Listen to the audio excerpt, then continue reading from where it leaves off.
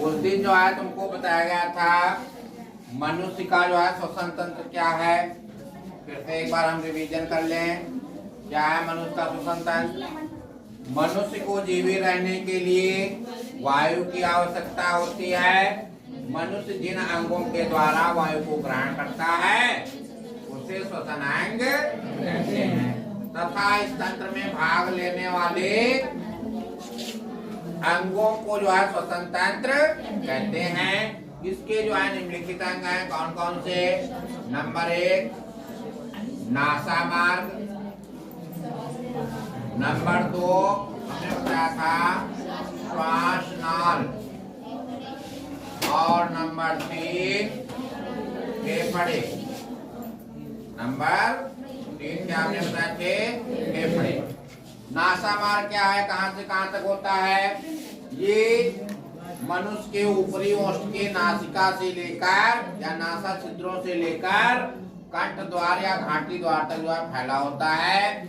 ये जो है कैसा होता है? कुंडलित आकार में जो है होता है। क्यों? क्योंकि उस दिन भी हमने बताया था कुंडलित आकार में क्यों होता है? टर्बाइनल इसको हम कहते हैं। क्या कहते हैं? टर्बाइनल ग्रंथियों से जो है बना होता है टर्बाइनल।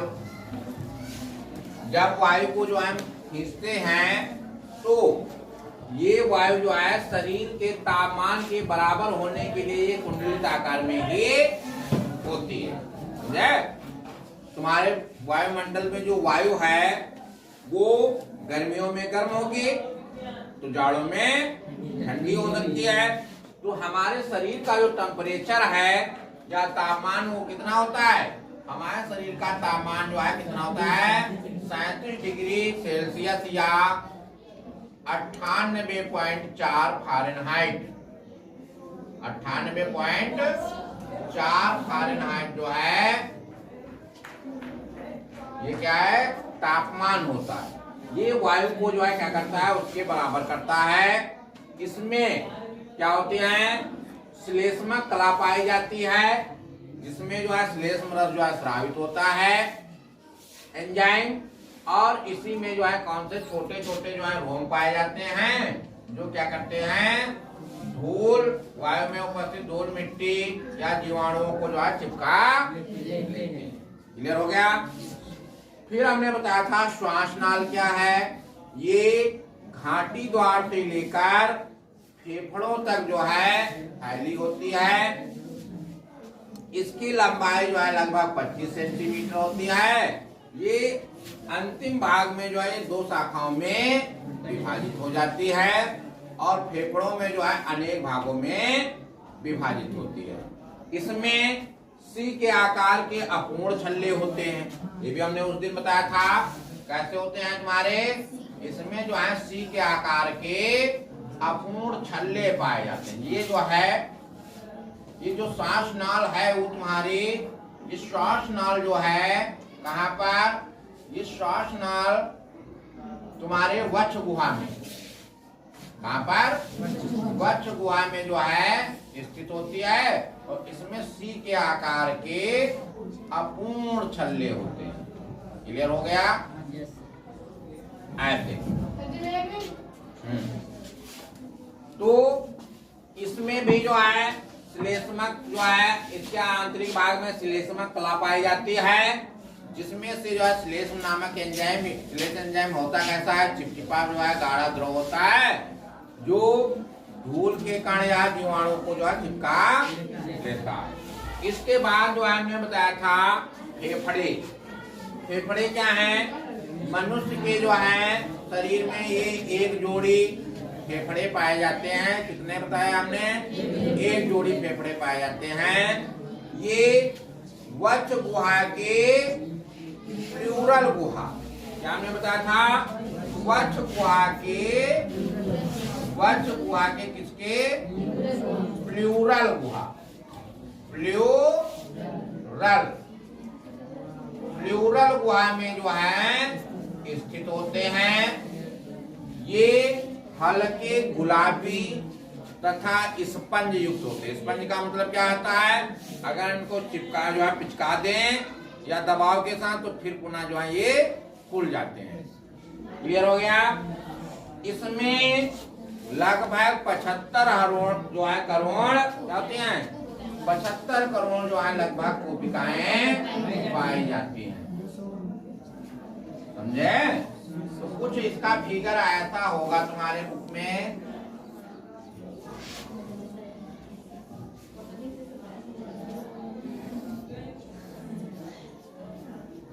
एक इधर का हम नहीं बना रहे हैं, वैसे इसका भी बना सकते हो तुम ऐसा। समझे? तो ये जो है 75 करोड़ जो है क्या होती है, 75 करोड़ कोशिकाएं पाई जाती हैं। प्रत्येक कोशिका का व्यास जो है 5 म्यूक्रॉन से लेकर 8 म्यूक्रॉन तक होता है। लगभग कितना, 5 म्यूक्रॉन से लेकर 8 म्यूक्रॉन। ये वाले जो तुम्हारे हैं ये तुम्हारी क्या है, कोशिकाएं हैं, ऐसी फैली होती है। समझे? अगर हम एक कोशिका की जो है संरचना की जो है देखें, एक संरचना तुम्हारी कुछ ऐसी होगी।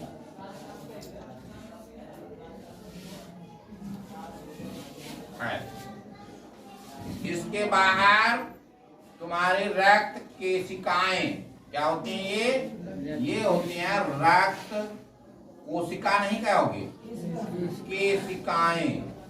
रक्त केशिकाएं का मतलब क्या है, बहुत ही पतली, सबसे पतली जो है ये नलिकाएं होती हैं, जो प्रत्येक कोशिका के चारों ओर पाई जाती है। क्लियर हो गया। ये फेफड़े हमने बताया था, दायां पिंड जो है कितने भागों में, दायां पिंड जो है तुमको हमने बताया था 3 भागों में, और बायां पिंड जो है 2 भागों में विभाजित होता है। क्लियर। दायां और बायां भी हमने तुमको बता दिया था, दायां और बायां। क्लियर हो गया। इसके अलावा ये लगभग कितना, 100 वर्ग मीटर, कितना, 100 वर्ग मीटर, हाँ 100 वर्ग मीटर का जो है क्षेत्रफल घेर सकती हैं। 100 वर्ग मीटर का जो है क्षेत्रफल घेर सकते हैं। तो इतना तुमको जो है फेफड़े में लिखना था। इसके बाद जो है अगला है क्वेश्चन, इसी में आता है निःश्वसन तथा उच्च वसन में अंतर लिखिए। इसमें से भी एक क्वेश्चन आएगा, निःश्वसन तथा उच्च वसन। उच्च वसन में अंतर, निःश्वसन क्या होता है और उच्च वसन क्या होता है, पहले हम समझ लें। निःश्वसन और उच्च वसन का मतलब क्या है। निःश्वसन का मतलब है जब मनुष्य वायु को जो है फेफड़ों में ग्रहण करता है तो उसे हम क्या कहते हैं, निःश्वसन। जब मनुष्य फेफड़ों से जो है वायु को छोड़ता है उसे हम क्या कहेंगे, उच्च वसन। क्लियर हो गया कि नहीं, समझ में आया। निःश्वसन क्या हमने बताया, जब मनुष्य जो है वायुमंडल से वायु को फेफड़ों में ग्रहण करता है तो उसे हम निःश्वसन कहते हैं। जब फेफड़ों से वायु को जो है बाहर छोड़ता है उसे हम क्या कहते हैं, उच्च वसन। क्लियर हो गया। निःश्वसन में क्या होता है, जब तुम जो है वायु को ग्रहण करते हो तो तुम्हारे अंतरा पार्श्विक जो है झिल्लियां या पेशियां ये क्या हो जाती हैं, फैल जाती हैं। जब तुम सांस लेते हो तो तुम्हारी पसलियां क्या होती हैं, फैल जाती हैं। और उच्च वसन में क्या हो जाएगा, इसका अंतर है, इसमें अंतरा पार्श्विक जो पेशियां हैं वो सिकुड़ जाती हैं। क्लियर हो गया। इनमें निःश्वसन में जो है फेफड़ों का कभी कभी पूछा जाता है सामर्थ्य, फेफड़ों का जो है कुल कितना सामर्थ्य होता है, फेफड़ों में कितनी जो है हो सकता है सामर्थ्य। सामर्थ्य का मतलब क्या है, फेफड़ों में कुल कितनी वायु की क्षमता होती है। तो टोटल फेफड़ों में कुल कितनी होती है, 5800 मिली घन। कितने? 5800 मिली घन जो है वायु क्या हो सकती है? इसमें रह सकती है। समझे? जब तुम सांस को लेते हो तो कितनी? 5800 मिली घन क्या होती है? वायु जो है तुम्हारे फेफड़ों में रह सकती है। और जब तुम छोड़ते हो तो कितनी रह जाती है? तब यहाँ पर मात्र जो है 3500 तक भी रह जाती है। क्लियर हो गया? तो कितना बचा? 3500 शेष बची तो कितना बच गया? 2300 जो है मिली घन जो है वायु को तुम बाहर निकालते हो। निःश्वसन उच्च श्वसन समझ में आ गया अंतर? पहला हमने क्या बताया? निःश्वसन क्या है? जब मनुष्य वायुमंडल से वायु को ग्रहण करता उसे हम निःश्वसन कहते हैं। उच्च श्वसन क्या है? जब मनुष्य जो है फेफड़ों से वायु को बाहर निकालता उसे हम उच्च श्वसन कहते हैं। निःश्वसन में जो है अंतरा पार्थिव पेशियां जो है फैल जाती हैं तो इसमें जो है सिकुड़ जाती हैं। इसमें जो है वायु की सामर्थ्य क्षमता कितनी होती है? सामर्थ्य क्षमता 5800 मिली घन। तो इसमें कितनी होगी? इसकी जो है वायु की क्षमता कितनी हो जाती है? 3500 मिली घन। क्लियर हो गया कि नहीं? इसके अलावा जो है आगे आता है श्वसन होता कितने प्रकार का है? ये तो श्वसन हमने बता दिया। तो श्वसन समझ में आ गया। श्वसन के बाद जो है इसमें जो है 2 श्वसन होते हैं और कौन कौन से हैं? अगला जो है जीवों में श्वसन। ये तो हम बात कर रहे थे किसकी? मनुष्य के श्वसन की, है ना?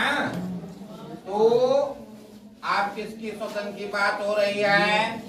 जीवों में श्वसन की क्रियाएं कितने प्रकार की होती हैं? समझे? तो उसमें जो है तुमको ये कल फिगर बना के लाना है। मनुष्य के फेफड़े की संरचना बना फिर से बना के लाना है। मनुष्य में फेफड़ों की संरचना। तो ये श्वसन इतना ही पढ़ाया जाएगा। इसके बाद जो है थोड़ा और पढ़ लो तब जीवों के सभी जो है बात करेंगे। अगला लेसन इसी में पढ़ोगे तुम्हारा परिसंचरण। मनुष्य के बारे में पहले पढ़ लो। परिसंचरण किसे कहते हैं? परिसंचरण। परिसंचरण होता क्या है? परिसंचरण का मतलब क्या है पहले समझ लो।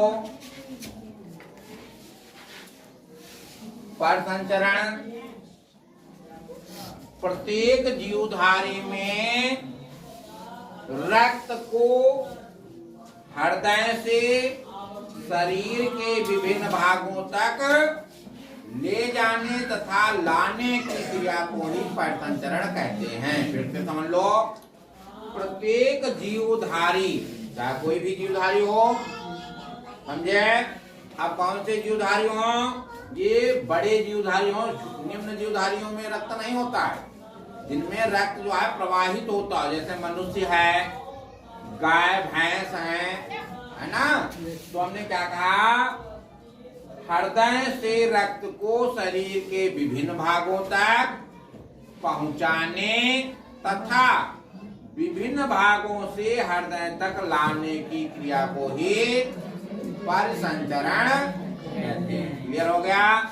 इसमें जो है तुम्हारा क्वेश्चन यहाँ से आएगा, मनुष्य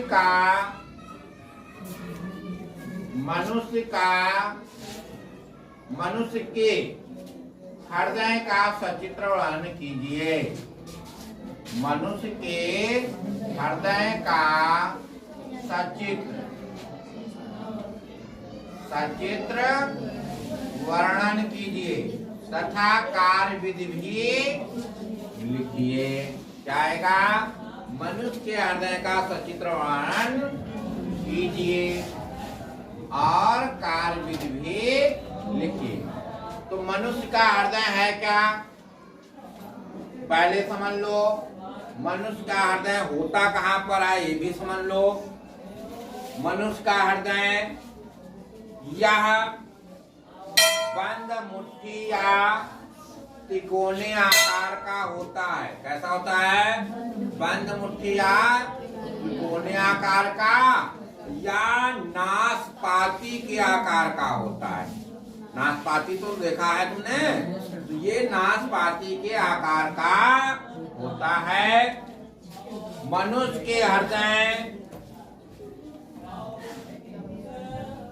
के जो है मुख्य कार्य है क्या, रक्त को जो है शरीर के विभिन्न भागों तक जो है पहुंचाने का और विभिन्न भागों से रक्त को हृदय तक लाने की क्रिया जो है रक्त की जो है किसकी, हृदय की ही जो है क्रिया होती है। अब आ जाओ हृदय की बात, हम मनुष्य के हृदय की बात करें। क्या हमने बताया, यह नाशपाती के आकार का या त्रिकोणा आकार का होता है। लग गया।